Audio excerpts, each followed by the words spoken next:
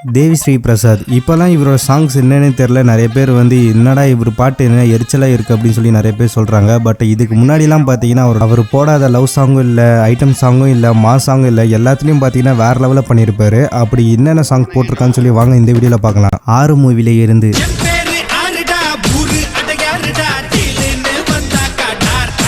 குட்டி மூவில இருந்து, சந்தோஷ் சுப்பிரமணியம் மூவில இருந்து, சம்திங் சம்திங் மூவில இருந்து, சிங்கம் மூவில இருந்து, வேங்கை மூவில இருந்து,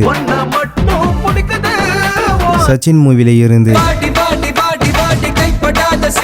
கந்தசாமி மூவில இருந்து,